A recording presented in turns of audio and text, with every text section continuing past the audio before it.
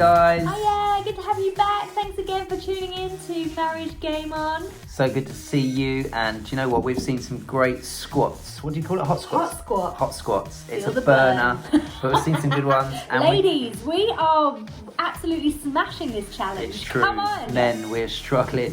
But hopefully we're going to bring to you, we have seen a pretty epic teabag challenge, which I'm hoping to bring to you on the next COVID couples challenge. So look out for that.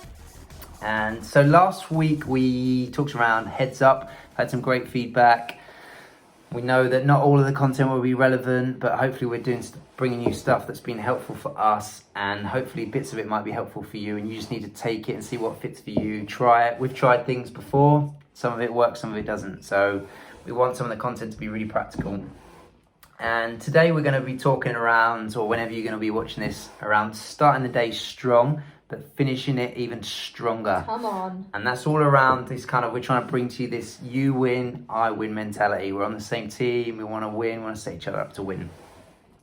And some of you might know the comedian John Bishop, the Scouse guy, pretty funny dude. And just when we were kind of planning this session and thinking about what to talk about, we were kind of reminded of one of the things that he talked around once, and I'm not going to say it very well in a comedy sketch because I won't be able to do it justice like him, but it's kind of this idea of how we do life in the home. He's got 3 kids, I think, and this mentality of starting the day, looking at his wife, kind of almost saying hello, and then rushing through it, the whirlwind, getting dressed, going into the day, meetings, work, kids, school, all the different things. You know what it's like. And then before you know it, kind of you're back in bed and you're looking at each other and you're like, what on earth just happened? Because the day's just passed you by, and almost we can just let life happen in our relationships. We can kind of just let, before we know it, a whole year's gone. Yet what have we achieved? What was our goals? What's our vision? You know, what are we working towards? So today's session, Start Strong, Finish Stronger, is all about how can you put in place those little things that are going to really help set you up to win, put you on an upward momentum of positivity in your home. So we're going to do his and hers. Nate's going to give you a few little top tips from him. Ooh. I'll give you mine. They're going to be specific to us and our relationship, but really we want you guys to spend some time with one another, thinking about what are the things that apply to you. And maybe there are some that are similar, but there might be some that are role reversal, some that are totally different. Yep. But it's a good opportunity just to think about how can we start strong, finish stronger. Come on, enjoy.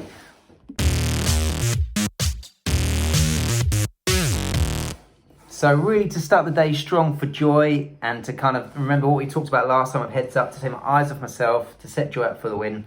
Top tip number 1, and like Joy just said as well, remember that these are things that work for us. You take away and try what works in the rhythms of your life and in your home. But top tip number 1, make Joy a cup of tea. She's got it in her hand now, but she will say that the first tea of the day is the best tea, the most important day. Yes. Gets her brain going, gives her a bit of space just to ease in the day. So to set you up to win and to start right, a cup of tea first. Tea time. Come on. And then number 2 is really this idea of setting the environment right. So in our home, we've got 2 children, and me and the children will come down first. We'll be in breakfast, we'll be in full flow. I'll have read my Bible, maybe done a bit of exercise, a few different rhythms depending on what type of day it is. But Joy will always be the last one down, and that's what works in our home.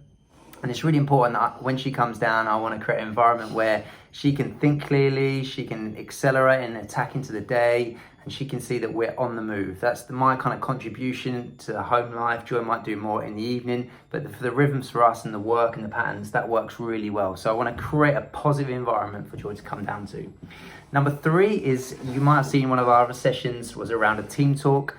And this idea of starting the week with a team talk, looking at the week ahead, expectations, rhythms, patterns, work, school, etc., etc.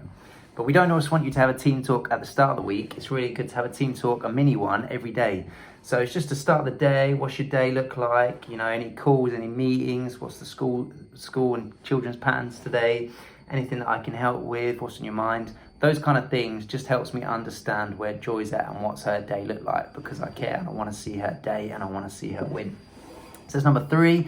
Number 4 is kind of this idea of really being visible with my love for Joy.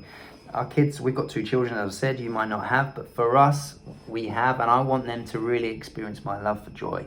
I want them to be a product of our environment, because that's what they will be. So what they see, that shadow of the leader, they will catch it. So I really want them to visibly see love in action through the different things I do. So it's really important that I want to be not over the top, but generous in my love for Joy, so that they see it and they catch it, because that's what we want to model in our home. So there's 4 top tips. I hope they help, and they're the ones that are practical for us. So I'm going to hand over to Joy for her top tips. I've got 3. It's the magic number.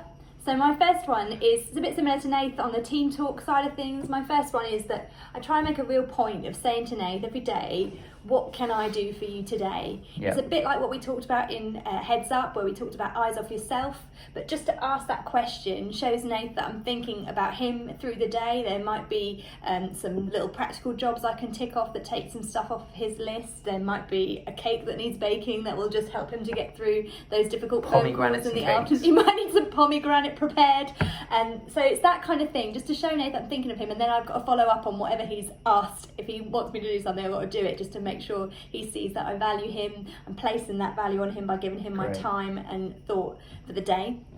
And then my point number 2 comes around because we are a Christian family. We've got a really strong faith in God, and part of the backbone of our relationship is that we have a relationship with God. So I always want to say to Nath as well, what can I be praying for you? Yeah, so good. Love it. And the reason that that's a good question for me, not just to be able to pray for him, is actually it's different from what can I do for you. He's going to give me a different side of how he's feeling, of maybe things that he's more concerned about or things that he might need a bit of help with. But by asking how can I pray for you, it's not confrontational. Hopefully it doesn't make him feel like he's got a weakness, or it's just a chance to be honest and open and to dig a little bit deeper into the depths of our relationship, and then I can pray about it. So we always think that that's a win-win. So that's point 1 and 2. And point number 3, if I can remember it, is that, this is it. This is another one we talked about the other week. It's about tank filling. So for Nath, he really loves exercise. It absolutely releases endorphins. He's better if he goes for a run. If he doesn't, that starts to get frustrating. And I know that fills his tank. And obviously it's good for all of us to exercise, but for Nath, that's really, really important. Yeah. So I want to carve out space at the beginning of the day that he can get out on a bike ride, on a run, that he can do some HIIT training, whatever it is he needs to do. But not just to allow him the space to do that. For me, it's really important that the kids know that I don't resent him doing that. I want them to see that I appreciate that he's looking after his body, that it's a good thing to be healthy. So when he's out, I make a real point of not moaning about the fact he's gone or how long he's away. I want him to have space and time to do that. That'll really fill his tank. It helps him to start his day super strong. Come on. So 7 top tips for you. Something that worked for us. You go away and you chat about it. And that's about starting the day strong.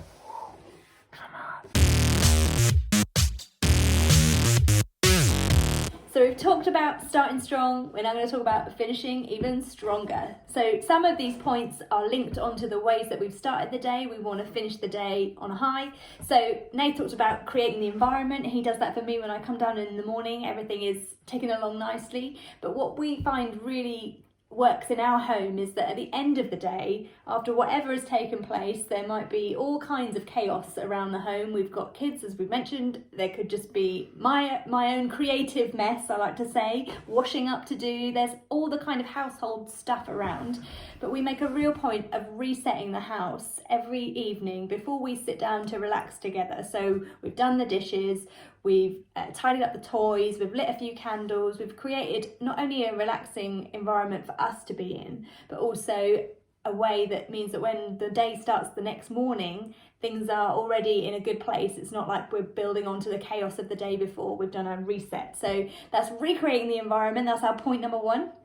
And point number 2, again similar, is a mini team talk. We love a team talk. You'll get to know that over the weeks, but it's really important to have a little debrief. So you've talked about your expectations for the day and what's going on and what's been achieved or what's not. It's really important then to be like, have the space to say, Nath, how did that go? How was that meeting? Or for Nath to ask me, what did the teacher say about that? Or what did the kids respond to over that situation? And just to actually, you then show each other even more value by following up on the fact that you've taken interest at the start of the day to actually follow up on those things, which is often something that we miss out, but that is a real opportunity to show one another love and affirmation and value in those moments. If you can carve out that space, it doesn't have to be long, but really important to try and consistently build that in. Yeah, and anything that's successful has good communication. So good communication is not, again, like we talked about in team talks, not seeing it as a chore to talk and chat through those things. It's actually, I want to hear, I want to be involved, I want to be part of the same winning team.